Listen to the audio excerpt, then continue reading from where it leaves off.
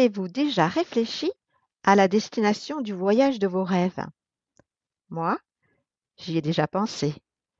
Et après réflexion, j'en suis arrivée à la conclusion que le plus beau des voyages que je puisse m'offrir, c'est celui qui me fera plonger au plus profond de moi, qui me rapprochera de la personne que je suis réellement, de mon étincelle. Vous êtes de plus en plus nombreux à partager ce voyage avec moi et je vous en remercie du fond du cœur. Bienvenue dans le podcast Tendre une main pour soi. Vous êtes avec Alice Boy, embarquement immédiat, porte numéro 23.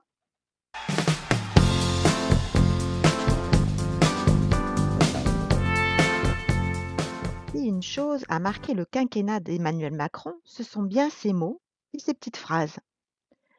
Le parler Macron est un savant mélange, un langage châtié, une langue au registre soutenu, mêlée d'expressions plus directes, un brin désuète, voire qui sente bon la naphtaline.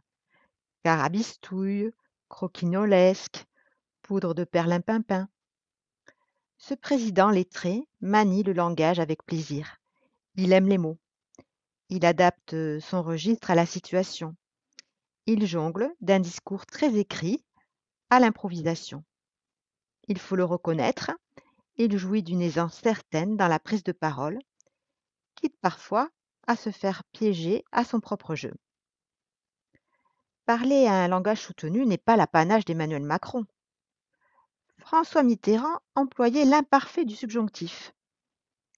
Effectivement, une certaine distinction de langage vous pose comme légitime, comme quelqu'un de cultivé qui maîtrise la langue. Tous les gouvernements français ont en commun ce côté lettré. Ainsi, il y a une véritable volonté de marquer la hauteur présidentielle par le choix du vocabulaire. Emmanuel Macron utilise un langage oral extrêmement bien travaillé, choisi, d'une construction linguistique très élaborée. Il maîtrise l'art de dire le chemin sans donner la destination. Mais le risque de cette route d'imprécision politique, c'est finalement une sorte de vacuité de son discours. Le verbe est là pour occuper le peuple et pour masquer les manques d'ambition et d'efficacité. Il s'agit de substituer la forme au fond, d'un exercice de communication totalement maîtrisé. Tour à tour, ces éléments de langage creux ou guerriers servent à relancer le récit. Ces discours des politiques me font immanquablement penser au conte des frères Grimm, Le joueur de flûte. Cette légende se déroule dans la ville de Hamelin en Allemagne, alors infestée par les rats. Un joueur de flûte se propose d'éradiquer les rongeurs.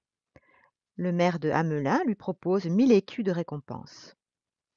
L'homme joue alors de sa flûte et attire les rats qui, charmés par sa musique, le suivent jusqu'à la rivière où il se noie. Ce conte illustre combien il est primordial de rester lucide et de garder son libre arbitre. Nous devons résister à cette hypnose, car on peut aisément se laisser charmer par le son de la flûte. Dans la même veine, la maîtrise de l'art oratoire a infiltré non seulement le discours politique, mais également les administrations, le management, le marketing, ainsi les formules négatives, héritage de la PNL et de la communication non violente, disparaissent progressivement.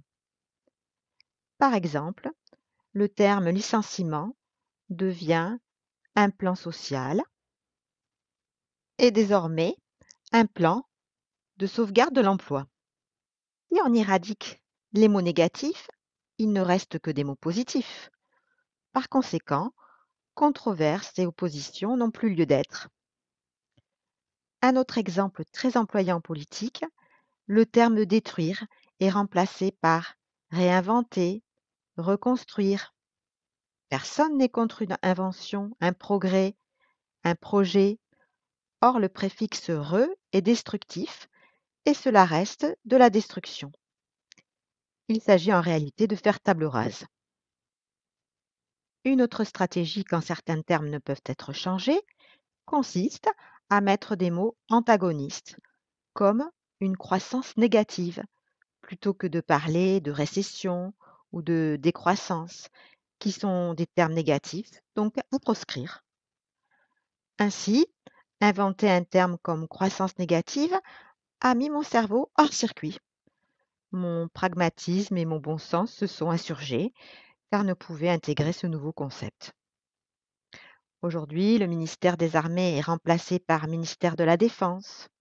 Le mot manifestation est remplacé par le terme de rassemblement, car il est plus politiquement acceptable de contrôler un rassemblement que de contrôler une manifestation. La célèbre formule «et en même temps», qui permet de dire une chose et son contraire, sème insidieusement la confusion dans les esprits. Le recours à des mots négatifs, voire guerriers, comme «nous sommes en guerre», répété 6 ou 7 fois, le terme de couvre-feu, induisent un sentiment d'insécurité au sein de la population. Ainsi, ce langage guerrier tente à nous faire croire que seule la guerre peut nous permettre d'avoir la paix. De la même manière, on nous vend que l'hypervigilance permet la sécurité et que contraintes et amendes sont légitimes au nom de la liberté. Ce glissement permet de faire coexister contrôle et sécurité alors qu'il s'agit dans les faits de deux antagonismes. Ces dernières années, le terme de complotiste s'est invité dans toutes les conversations. Ce mot négatif permet de clore le débat, le tour est joué, l'étiquette est posée et la société, encore une fois, fracturée.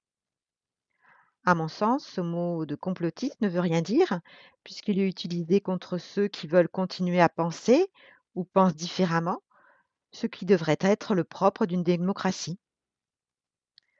Tous ces néologismes visent à formater nos cerveaux et nous faire accepter une autre réalité jusqu'à l'incohérence. L'illogisme le plus fou, c'est le fameux terme de malade asymptomatique, c'est-à-dire qu'il s'agissait de nous faire penser que des personnes en pleine santé étaient malades, voire dangereuses pour les autres. Il faut l'avouer, il s'agit d'un tour de force linguistique assez incroyable, puisque malade et sans symptômes sont des termes antagonistes, opposés.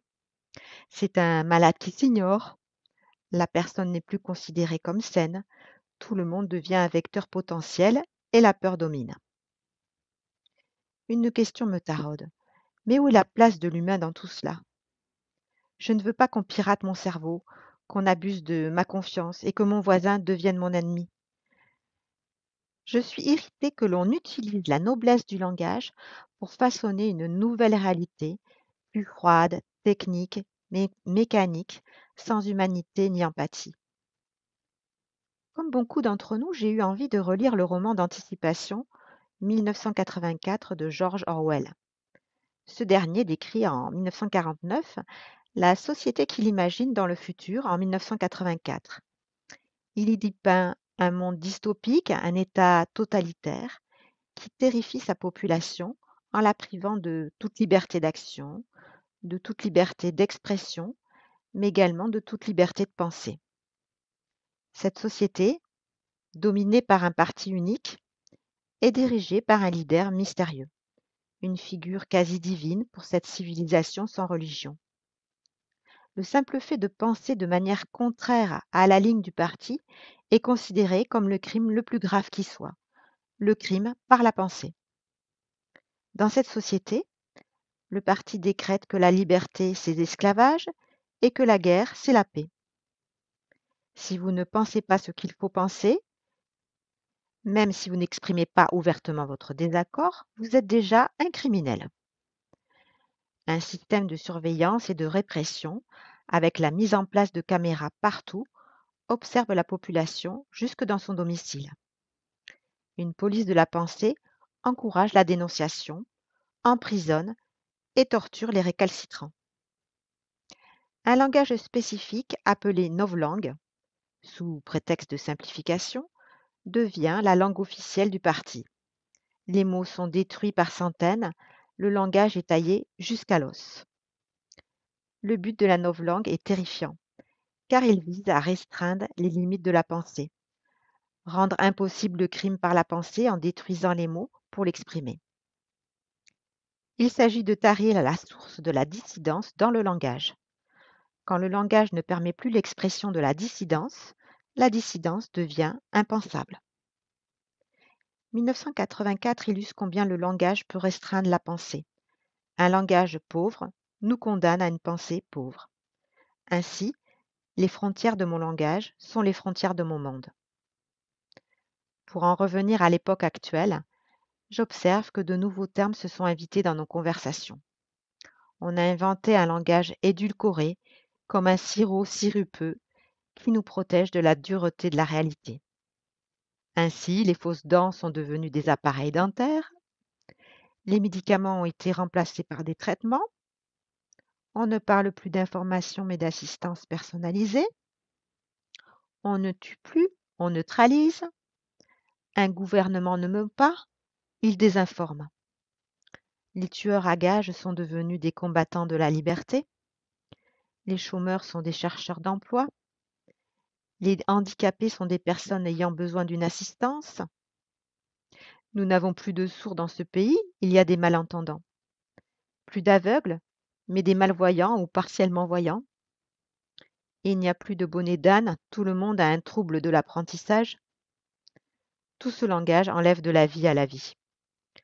Avec tout ce verbiage aseptisé, nous devons lutter pour garder un esprit aiguisé et ancré dans la réalité. Les mots sont inventés pour nous permettre de conceptualiser et de ne pas se perdre, de construire une pensée élaborée. Ce détournement du langage est à mon sens un véritable hold-up, une tentative de piratage de nos cerveaux. N'oublions pas que l'ultime liberté de l'homme, c'est de penser ce qu'il veut. L'intelligence peut être étouffée par la soumission intellectuelle.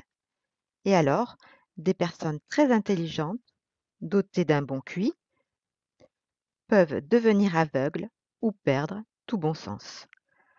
Face à un récit incohérent, il faut savoir le remettre en question, en soutenir les failles. Plutôt qu'un QI élevé, j'admire les esprits qui font preuve d'audace et de souveraineté et échappent ainsi à la soumission et au conformisme intellectuel. J'ose même parler de quotient de résistance intellectuelle, qui me semble être un concept très pertinent pour mesurer la véritable intelligence.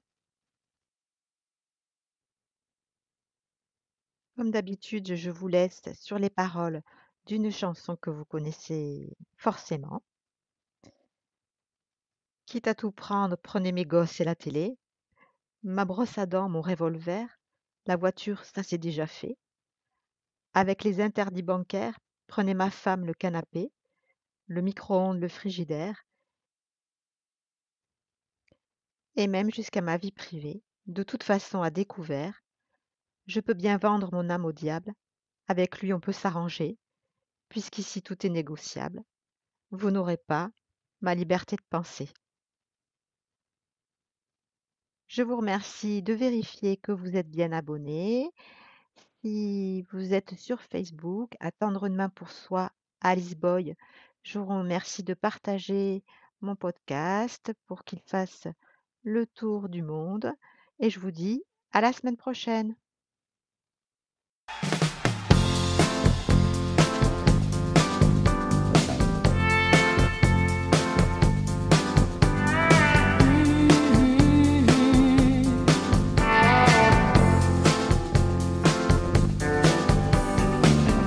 Now there you go again. You say you want your freedom. Well, who